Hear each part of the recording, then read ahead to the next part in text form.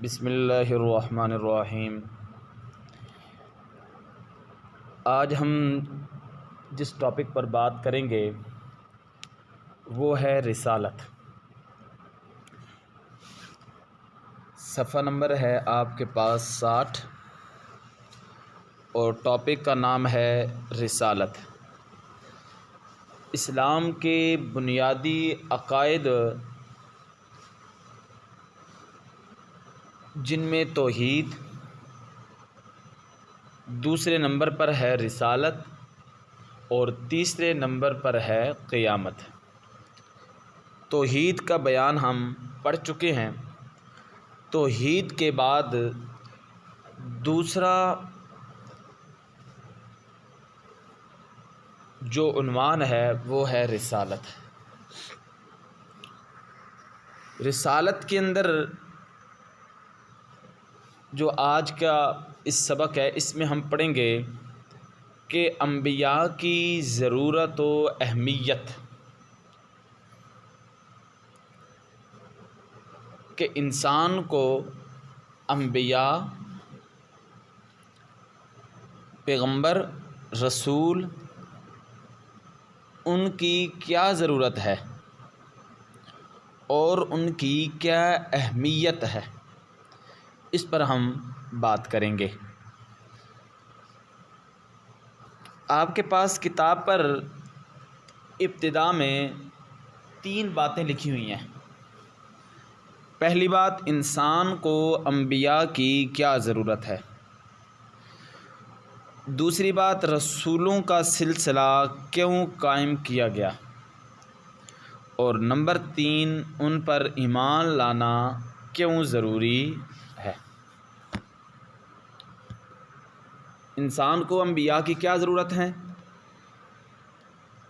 رسولوں کا سلسلہ کیوں قائم کیا گیا اور ان پر ایمان لانا کیوں ضروری ہے۔ یہ 3 باتیں جو ہیں نا، کتاب والے فرماتے ہیں کہ یہ جو 3 باتیں ہیں ان پر ہم بات جو ہے نا وہ بعد میں کریں گے۔ اس سے پہلے جو بات وہ کرنا چاہتے ہیں وہ بات یہ ہے کہ انسان اپنی زندگی میں فلاح اور کامیابی حاصل کرنا چاہتا ہے۔ انسان کی زندگی کا مقصد کامیابی، فلاح ہے۔ اور یہ جو دنیا کی کامیابی ہے، چند روزہ کامیابی، یہ کوئی عرصہ دراز تک قائم رہنے والی کامیابی نہیں ہے۔ بڑی کامیابی، حقیقی کامیابی، وہ انسان کی آخرت کی جو کامیابی ہے، آخرت کی جو زندگی ہے، جو ہمیشہ کی زندگی، دائمی زندگی، اس کے اندر کامیابی حاصل کرے تو وہ اس کی حقیقی کامیابی ہے۔ اس کے بعد اللہ تبارک و تعالیٰ کی ذات، وہ بھی یہ چاہتے ہیں کہ انسان دنیا کے اندر بھی کامیاب ہو جائے اور آخرت کے اندر بھی کامیاب ہو جائے۔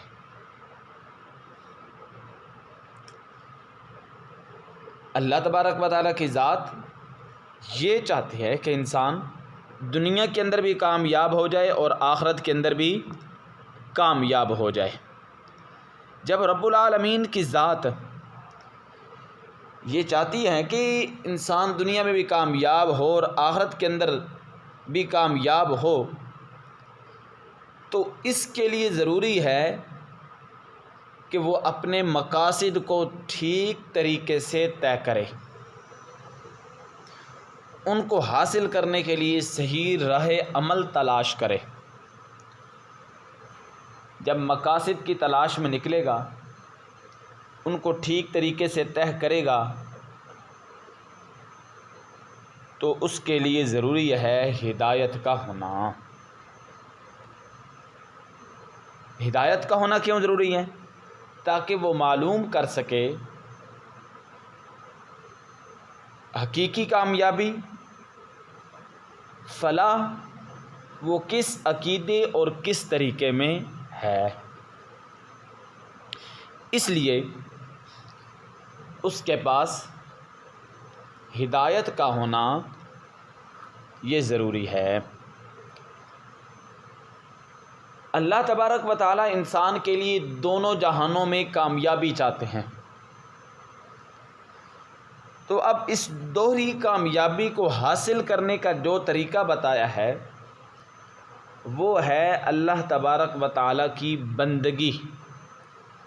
یہ بندگی بندہ سے نکلی ہے، بندہ۔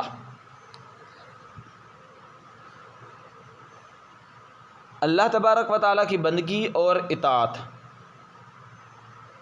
اس لیے کہ ہدایت اور رہنمائی اللہ تعالیٰ کی طرف سے ملتی ہے، اور اس کی اطاعت کے ذریعے اس ہدایت سے پورا فائدہ اٹھایا جا سکتا ہے۔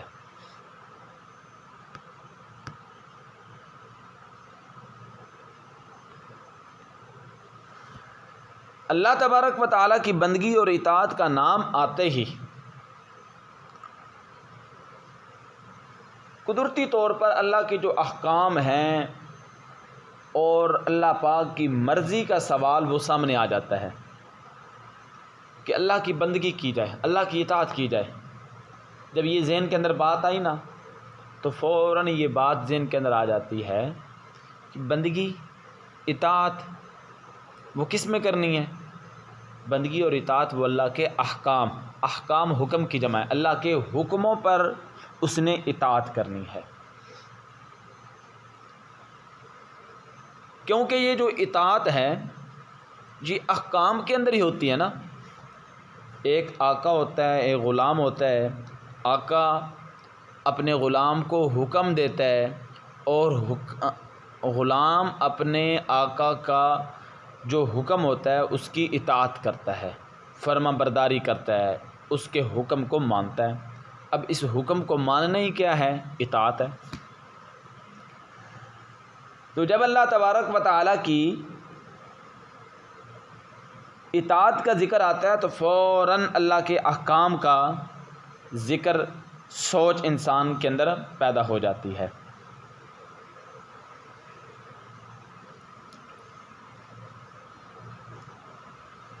اس لیے اب ہم نے معلوم کرنا ہے کہ کون سی باتیں وہ ہمارے مالک کو پسند ہیں اور کون سی باتیں ہمارے مالک کو ناپسند ہیں، کیونکہ ہم نے اطاعت گزار بننا ہے نا، فرما بردار بننا ہے۔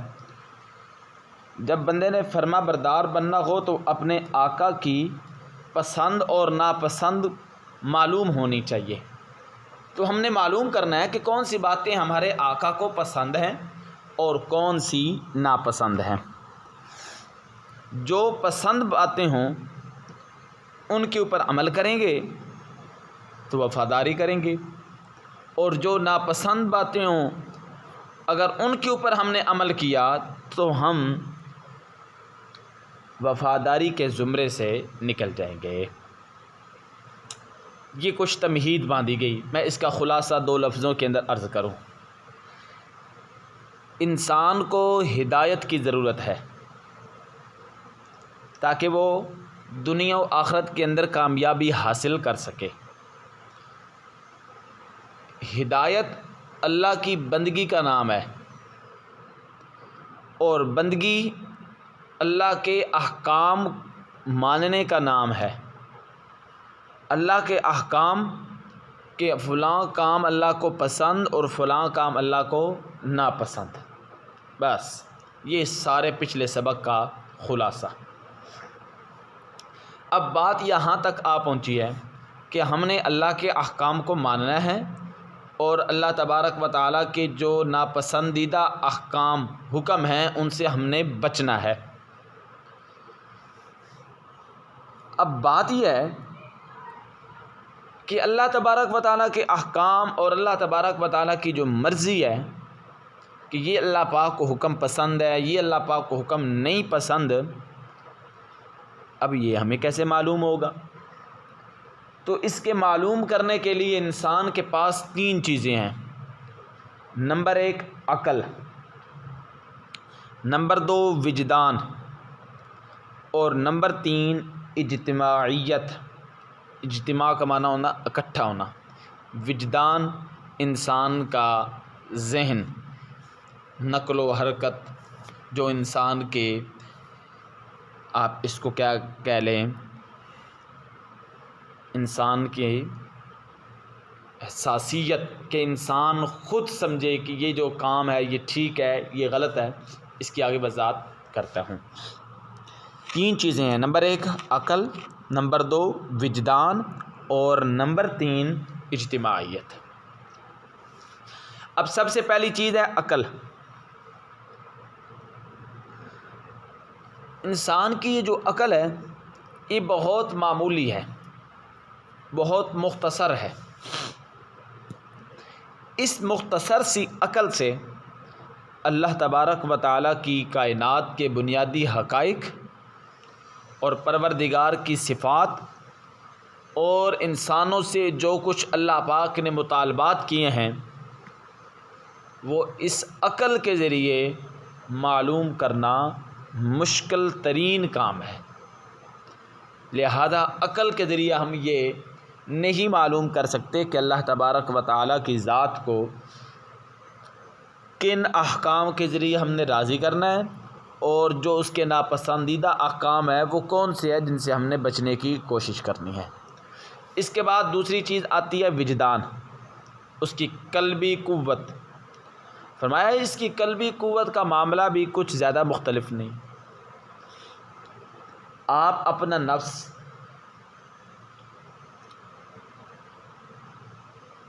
اس کو بالکل آپ برتن کی طرح مانج لیں، صاف کر لیں، اس کو ایک آئینہ بنا لیں، آئینہ جس کو آپ شیشہ کہتے ہیں، آئینہ کہتے ہیں، آئینہ بنا لیں، اور پھر اس آئینے کے اندر اللہ تبارک و تعالیٰ کے احکام اور مرضی اس کا عکس تلاش کرنے کی کوشش کریں۔ آپ کو نظر نہیں آئے گا۔ کیوں بھائی؟ وہ اس لیے نظر نہیں آئے گا کہ آپ یہ جو آئینہ ہے اس کے سامنے خود کھڑے ہوتے ہیں یا کوئی چیز رکھتے ہیں تو آئینے کے اندر آپ کو تبھی وہ چیز صحیح طرح نظر آ سکتی ہے جب وہ مکمل طور پر کھلی ہوئی ہو، واضح ہو۔ مثال دینے لگا ہوں، آئینے کے سامنے کوئی عورت کھڑی ہو جاتی ہے، اس نے ایک بڑی سی چادر اپنے اوپر لپیٹ رکھی ہے، کیا آئینے کے سامنے وہ کھڑی ہو جائے تو اس کا عکس صحیح نظر آنے لگ جائے گا، صحیح اس کی تصویر کھل جائے گی؟ یقیناً آپ کا جواب نہیں کے اندر ہوگا کہ وہ مکمل نظر نہیں آئے گی۔ کیوں؟ وہ لپٹی ہوئی ہے۔